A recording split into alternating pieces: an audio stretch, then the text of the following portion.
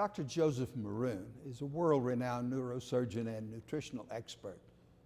He joins us today to talk about something that's become a very hot subject lately, brain health. Doctor, tell us about what all this fuss is about. Well, certainly, Jim. Jim, let's go back several hundred years to René Descartes, the French philosopher and scientist who said a very famous saying. He said once, "I think, therefore I am." And when we're talking about brain health, we're really talking about the most important organ in our body, what we feel, our emotions, how we move, our processing of information. And we only recently have realized that the choices we make in our food, in our diet, how we exercise or not, and how we control stress, all of these affect how our brain thinks and how we feel and how we're able to function. So what we're going to talk about today is it's never too late, and we're going to talk about the various choices people can make to enhance brain function. Are you saying that we can help our brain by exercise? Well, let me put it this way, Jim. It used to be, we're given 100 billion neurons in our brain when we're born. And it used to be thought that every day we lose a certain amount of these brain cells that enable us to function and think until we finally lose too many and we don't work anymore. That's not so. Fred Gage, a neuroscientist at the Scripps Institute, discovered about 15 years ago that we actually, with exercise, both mental exercise as well as physical exercise, can increase the formation of new brain cells. Form new brain cells, particularly in those areas of the brain that subserve memory, in the temporal lobe, in this area.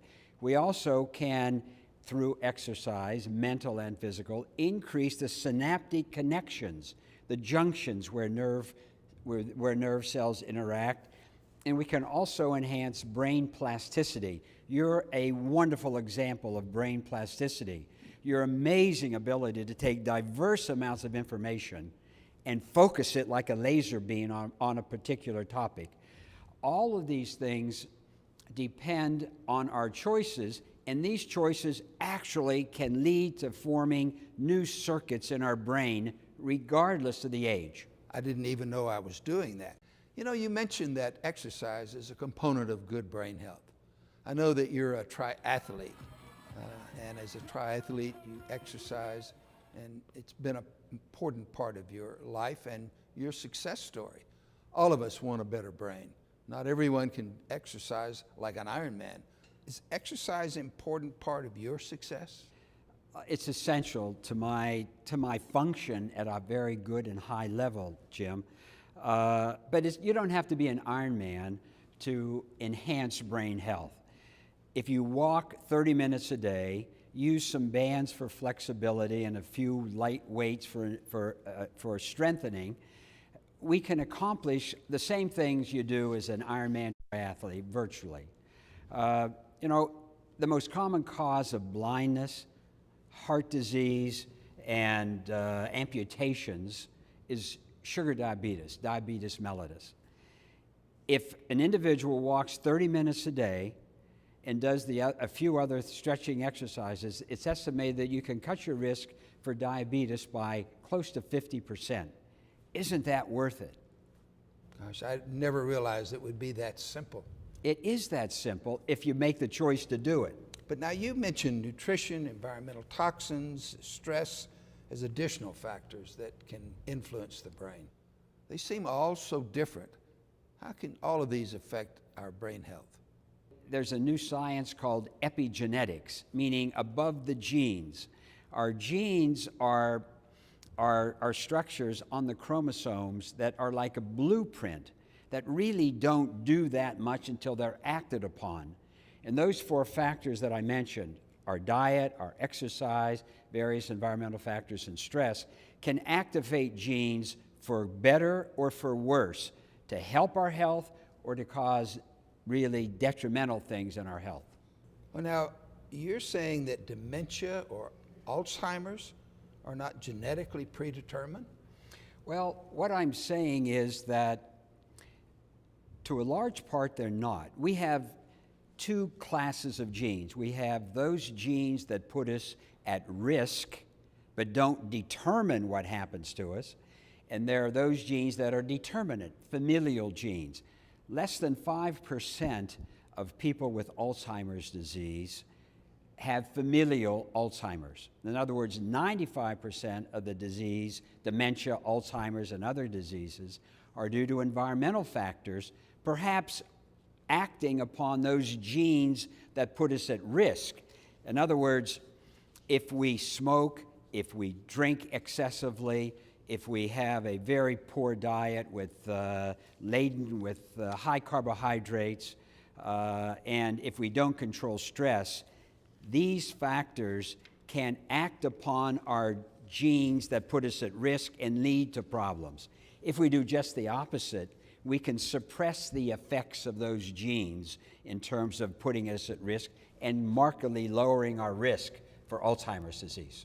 You know, my mother lived to be 101, and I always thought, well, if I've got those genes, I don't have to worry about anything because she did not have Alzheimer's. Well, that's good. My father died at age 60, and I thought that any years beyond 60 were going to be bonus years for me. I'm substantially older than that now, but my control of the control of my diet, my exercise, epigenetically puts me very different from my father. But I think with you, in terms of the familial aspect of a longer living life, you clearly are benefited by that. That's tremendous news. How do we get started on the road to good brain health, Doctor? Well, Jim, we've actually brought a slide along that will help me explain to you and the audience what I mean by epigenetics and how we can get started down that road. The slide demonstrates a cell, one of trillions of cells in our bodies that contain the nucleus with the chromosomes and the genes. And as I previously mentioned, the nutritional aspects, the exercise, the environmental factors, and the emotional health and controlling stress all activate molecules called transcription factors that tell our genes what to do. And that's where it becomes very important in being proactive. So it sounds like the secret to a healthier brain is making better choices. How about giving us your top recommendations for brain health? Well, I'd be very happy to, Jim. And let me say initially that I don't think it's a secret. Chuck Noll, who we all know is a former coach of the Steelers, used to say, football's not complicated, it's about blocking and tackling. Living longer and living healthier is really not complicated. It's about the most important things we can do in terms of nutrition, exercise, controlling environmental toxins, and controlling stress. For instance, with nutrition, we know, everyone should know, that a healthy diet includes fish, lean meat, poultry, nuts, beans, vegetables, fruits, olive oil, and things of this nature, and also to some extent calorie restriction, particularly calorie restricting carbohydrates. In terms of exercise, we talked about exercise being a stimulant for the chemical in the brain called BDNF, brain-derived neurotrophic factor, which increases the formation of new brain cells and connections in the brain. And in terms of avoiding environmental toxins, you know, most people think of lead, mercury, and things of this nature, but there are other toxins that are associated with daily living in our homes and our furniture, and also in artificial sweeteners, for instance. These things can be very deleterious to our health, how they affect gut health, add weight instead of lose weight. And then a thing that I see daily is the use of medical x-rays. I think we should always ask our physician before a radiograph, an x-ray is done, how it's going to change the decision making in our process, in our diagnosis or treatment, because radiation from medical x-rays can have very deleterious effects in long term. And then controlling stress.